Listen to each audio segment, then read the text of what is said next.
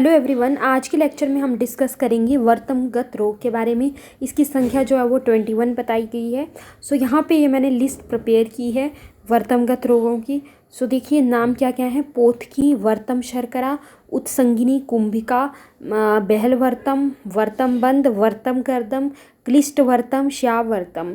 ये इस सीक्वेंस में यहाँ पर लिखे गए हैं कि आपको इनके दोष याद हो जाएं, राइट। सो दोष आप कैसे याद रख सकते हो? देखिए यहाँ पर आपको ये याद रखना है कि जितने भी यहाँ पे वर्तमगत रोग रखे गए हैं वो सारे के सारे क्या हैं? दैट इज़ द सनिपातज, मीन्स सारे के सारे त्रिदोषज हैं। एक्सेप्ट जो पोथकी है वो एक कफज व्याधि है और क्लिष्टवर्तम जो है वो रक्तज है।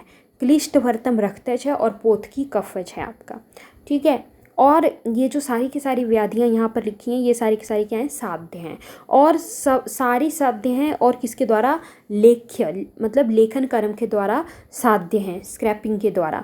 फिर उसके बाद आप देखो यहाँ पर, उसके बाद प्रक्लीन वर्तम, अक्लीन वर्तम, प्रक्लीन वर्तम, अक्लीन वर्तम, ये दो भी वर्तमगत रोग हैं आपके, राइट। सो यहाँ पर अगर हम देखें तो जो प्रक्लीन वर्तम है वो आपका कफज व्याधि है। अक्लीन वर्तम सनिपातज है। अक्लीन वर्तम जो है वो सनिपातज है, ठीक है। अब देखो ये दोनों भी जो है वो साध्य हैं। अब क्लीन से याद रखना है कि ये दोनों जो है अशस्त्रकृत हैं, अशस्त्रकृत हैं। जिनमें क्लीन आ गया लास्ट में वो दोनों आपके अशस्त्रकृत हैं, क्लियर। सो उसके बाद बात करते हैं निमेश की। निमेश, वातहतवर्तम, शोणितर्ष। निमेश, वातहतवर्तम और शोणितर्ष, इनकी अगर हम बात करें तो ये तीनों जो है आपके क्या हैं? असाध्य हैं। ये आपको याद रखना है कि ये तीनों आपके असाध्य हैं, ठीक है। देखो NVS, नवस, NVS जो है ये हमारे पास क्या है? असाध्य है। निमेश, वातहतवर्तम और शोणितर्ष। अब निमेश वातज है, वातहत नाम से ही पता लग रहा है वातज है, तो ये दोनों वातज हो गए। शोणित नाम से ही पता लग रहा है शोणित है, तो मतलब रक्तज है, ठीक है। तो ये असाध्य हैं। अब अगर हम बात करें पक्षम कोप की, तो पक्षम कोप ही सिर्फ एक ऐसा है जो कि याप्य है। ये आपको याद रखना है, सिर्फ पक्षम कोप ही आपका याप्य है और है ये कैसा? सनिपातज। ये भी आपका सनिपातज है। अब याद कैसे रखेंगे कि ये सनिपातज है? ट्रिक नोट कर लीजिए, SP, ठीक है।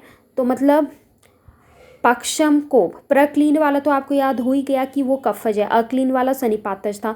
अब दूसरा P यहाँ पर पक्षम कोप आ गया तो ये हमारा क्या हो गया? सनिपातज, और ये आपका क्या है? याप्य है। सो अब इनके बारे में हम 1 बाय 1 डिस्कस करेंगे सबके बारे में। सो स्टार्ट करते हैं उत्संगिनी के बारे में। सबसे पहले उत्संगिनी की एक्सप्लेनेशन।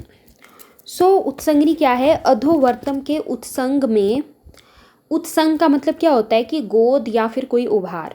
तो अधोवर्तम के उत्संग में भीतर की ओर जिसका मुख हो किंतु बाहर की ओर उभरी हुई हो, मतलब जो आपका अधोवर्तम है उसके उत्संग में, उत्संग का मतलब हुआ गोद या उभार, ठीक है।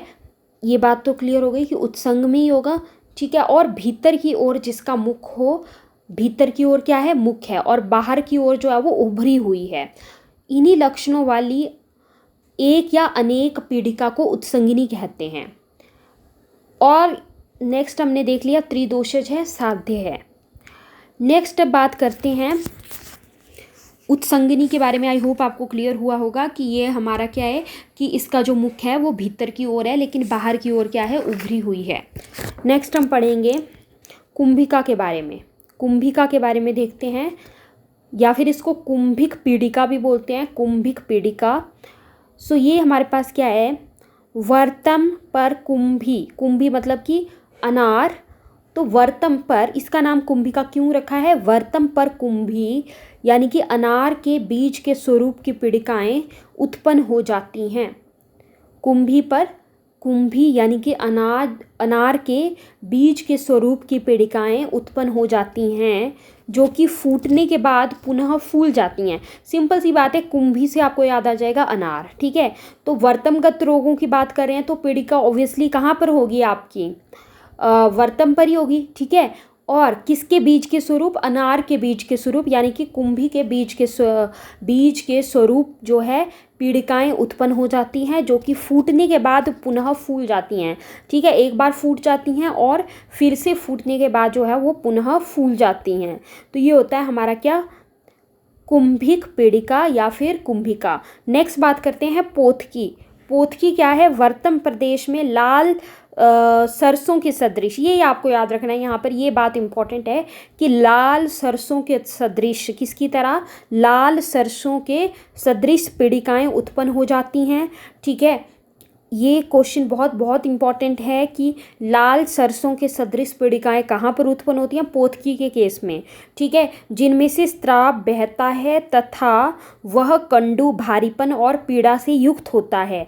ठीक है, अब सरसों के सदृश पीड़िकाएं उत्पन्न हो गई। ठीक है, वहाँ से क्या होगा, डिस्चार्ज होगा, स्राव होगा और वह जो है वो कंडू भारीपन और पीड़ा से युक्त होती है। इसको हम बोलते हैं पोथकी।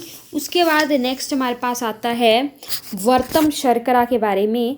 वर्तम प्रदेश में खर, स्थूल, सूक्ष्म, 3 चीज़ें याद रखेंगे, खर, स्थूल और सूक्ष्म एवं घनी पीड़िकाओं से व्याप्त रहती है, उसे वर्तम शर्करा कहते हैं।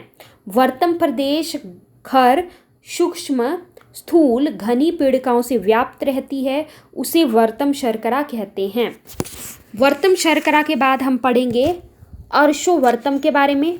वर्तम प्रदेश में ककड़ी के बीज के सदृश, ध्यान देंगे, पोथकी में हमने क्या पढ़ा, पोथकी में हमने पढ़ा सरसों के बीज के सदृश, और अर्शोवर्तम में क्या होता है, ककड़ी के बीज के सदृश। ठीक है, मंद वेदना युक्त, जो वेदना होगी वो भी कम होगी, सूक्ष्म तथा खर पीड़िका उत्पन्न हो जाती है, उसे अर्शोवर्तम कहते हैं। मेन बात क्या देखी हमने यहाँ पे, मंद वेदना है, ककड़ी के बीज के सदृश है, सूक्ष्म है और खर है जो पीड़िका होगी। उसके बाद नेक्स्ट देखते हैं, नेक्स्ट आता है हमारा शुष्क अर्श के बारे में। शुष्क अर्श में क्या होगा, इसमें लंबा, खुरदुरा, कठिन, अति कष्टदायक अंकुर पलक के अंदर होता है। एक तो लंबा, दूसरा खुरदुरा, तीसरा कठिन, चौथा अति कष्टदायक क्या होता है, अंकुर होता है, जो कि पलक के अंदर होता है। ठीक है, जो कि पलक के अंदर होता है, इसको शुष्क अर्श कहते हैं। और ये भी हमारे पास क्या है, त्रिदोषज है, त्रिदोषज साध्य व्याधि है। ठीक है, इसमें जो है वो क्या कर्म कर सकते हैं, छेदन कर्म। ठीक है, इसमें छेदन कर्म जो है वो किया जा सकता है। देखिए ये जो हमारे पास आते हैं, एक तो हमारे पास आता है अंजन नामिका, दूसरा आता है विषवर्तम लगण, इनमें भेदन कर्म किया जाता है। और अर्शोवर्तम, वर्तमो अर्बुद और शुष्क अर्श, इनमें छेदन कर्म किया जाता है। सो शुष्क अर्श के बारे में आई होप आपको क्लियर हो गया होगा। इसके बाद हम बात करेंगे अंजन नामिका के बारे में। वर्तम प्रदेश में ताम्र वर्ण की छोटी पीड़िका हो जाती है। ठीक है, वर्तम प्रदेश में कैसे वर्ण की, ताम्र वर्ण की। ठीक है, इसको ऐसे याद रखना कि जो अंजना है वो तांबा लेके गई, तो ताम्र वर्ण की छोटी पीड़िका हो जाती है। ठीक है, और इसमें क्या होता है, दाह भी होता है, तोद भी होता है और अल्प पीड़ा होती है। ठीक है, अंजन नामिका में क्या होगा, दाह होगा, तोद होगा, लेकिन पीड़ा क्या होगी, अल्प होगी। नेक्स्ट बात करते हैं, देखिए ये आपका रक्तज है, रक्तज व्याधि है और साध्य व्याधि है। ठीक है, इसमें भेदन कर्म किया जाता है। ट्रिक क्या है याद रखने की, कि अंजना ने क्लास में सारे भेद सुनाए। ठीक है, तो भेदन साध्य है। नेक्स्ट हम पढ़ेंगे बेहलवर्तम के बारे में। एक और हमारे पास रोग आता है, दैट इज़ द बेहलवर्तम। यहाँ पर देखिए 5th नंबर पे ये लिखा है बेहलवर्तम। सो बेहलवर्तम क्या है, इसमें वर्तम के चारों ओर, बेहल से याद रख लेना है आपने कि चारों ओर। ठीक है, तो वर्तम के चारों ओर जो है, चारों ओर समान वर्ण युक्त, मतलब जो कलर होगा वो बिल्कुल एक जैसा ही होगा, समान वर्णयुक्त तथा समान आकृति। दो चीज़ें आपको यहाँ पर मेन चीज़ पकड़नी है कि समान वर्णयुक्त है और समान आकृति है। ठीक है, समान वर्णयुक्त और समान आकृति की पीड़िकाएँ हो जाती हैं जिसे बहल वर्तम कहा जाता है। इसमें वर्तम के चारों ओर समान वर्णयुक्त तथा समान आकृति की पीड़िकाएँ हो जाती हैं जिसे बहल वर्तम कहते हैं। उसके बाद आते हैं वर्तम बंध। वर्तम बंध, वर्तम बंध क्या है? जिस वर्तम में शोथ, कंडू और अल्प सूची भेदवत पीड़ा होती है। ठीक है, अब देखो इसमें क्या होगा? शोथ होगा। ठीक है, शोथ हो रहा है, कंडू हो रहा है, अल्प सूची भेदवत पीड़ा मतलब जैसे कोई सुई से काट रहा है इस टाइप की, मतलब सुई कोई चुभा रहा है, ये आप समझ सकते हो, उस प्रकार की पीड़ा यहाँ पर देखने को मिलेगी। ठीक है, शोथ होगा, कंडू होगा, अल्प सूची वेदवत पीड़ा। अब इसको कैसे याद रखेंगे? सूची वेदवत पीड़ा वाली बात यहाँ पर इसको ऐसे याद रखना कि जो है किसी को आपने बांध दिया है। ठीक है, किसी को बांध दिया है तो वो बात उसके लिए कैसे हो जाएगी कि कोई उसको सुई चुभ हो रहा है। ठीक है, ये याद रखने के लिए तो याद रख लेना कि यहाँ पर क्या होगा? अल्प सूची वेदवत पीड़ा होगी, शोथ होगा, कंडू होगा तथा रोगी आँखों को पूरे तौर पर बंद नहीं कर सकता, उसे वर्तम बंध कहते हैं। इसमें क्या होगा कि जो रोगी है वो आइज़ को पूरे तरीके से क्लोज नहीं कर पाएगा। ठीक है, मतलब ऐसे याद रखना कि जैसे उसकी आइज़ किसने बांध दी हैं। ठीक है, तो यहाँ पर आइज़ को पूरे तरीके से वो क्लोज नहीं कर पाता है वर्तम बंध के केस में। नेक्स्ट हम पढ़ेंगे, नेक्स्ट आता है क्लिष्ट वर्तम के बारे में। क्लिष्ट वर्तम क्या है? क्लिष्ट वर्तम मृदु अल्प वेदना युक्त ताम्र वर्ण का शोथ रहित तथा अकस्मात बिना कारण के रक्त वर्ण का हो जाता है। ठीक है, क्लिष्ट वर्तम क्या होता है? मृदु होता है, अल्प वेदना, वेदना कम होती है इसमें, ताम्र वर्ण का होता है, शोथ रहित होता है, कोई स्वेलिंग भी नहीं होती है, लेकिन फिर भी जो है वो बिना कारण के क्या हो जाता है? रक्त वर्ण का हो जाता है। वो क्या होता है? क्लिष्ट वर्तम। नेक्स्ट बात करते हैं वर्तम कर्दम की। वर्तम कर्दम हमारा क्या है? क्लिष्ट वर्तम में दुष्ट रक्त जब पित्त के साथ मिलकर विदग्ध होता है तब वर्तम में अत्यंत क्लेद व मैल होता है। इसको वर्तम कर्दम कहते हैं। क्लिष्ट वर्तम मतलब एक बार आपका क्लिष्ट कर्दम हो गया। ठीक है, अब इसको ऐसे याद रख लेना कि क्लिष्ट कर्दम और वर्तम कर्दम दोनों रिलेटेड हैं, ऐसे याद रख लो। ठीक है, कैसे याद रखेंगे? क्लिष्ट वर्तम में हमारा क आता है और वर्तम कर्दम में भी हमारा देखिए क आएगा। ठीक है, जब वर्तम कर्दम बोलेंगे तो उसमें क आता है। सो क्लिष्ट वर्तम में दुष्ट रक्त, हमने बोला कि वहाँ पर क्या हो रहा है? क्लिष्ट वर्तम में बिना कारण के रक्त वर्ण का हो जाता है। ठीक है, तो क्लिष्ट वर्तम में दुष्ट रक्त जब पित्त के साथ मिलकर, ठीक है, दुष्ट रक्त किसके साथ मिलेगा? जब पित्त के साथ मिलकर विदग्ध हो जाता है तब वर्तम में अत्यंत क्लेद या मैल हो जाता है, जिसे वर्तम कर्दम कहते हैं। नेक्स्ट बात करते हैं श्याव वर्तम, जिसमें वर्तम बाहर तथा अंदर से श्याव वर्ण का हो जाए तथा उसमें शोथ, वेदना, दाह, कंडू, क्लेद हो जाए, उसे श्याव वर्तम कहते हैं। अब नाम से ही पता लग रहा है, ठीक है, मतलब श्याव वर्ण का आपका वर्तम जो है मेनली इसमें हो जाएगा। उसके बाद बात करते हैं क्लीन वर्तम की। नेक्स्ट वन इज अवर प्रक्लीन वर्तम। इसमें वर्तम का बाह्य भाग वेदना रहित तथा शोथ युक्त, किंतु वर्तम का आंतरिक भाग क्लेद तथा श्राव युक्त होता है।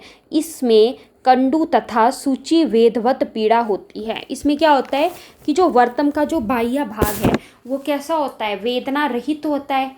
ठीक है, मतलब बाहर वाला जो पार्ट होगा उसमें जो है वो वेदना नहीं होती है। ठीक है, और शोथयुक्त होता है, किंतु जो वर्तम का आंतरिक भाग होता है, अंदर का भाग होता है, वो क्लेद तथा स्राव युक्त होता है। ठीक है, एवं उसमें कंडू व सूची वेदवत पीड़ा होती है।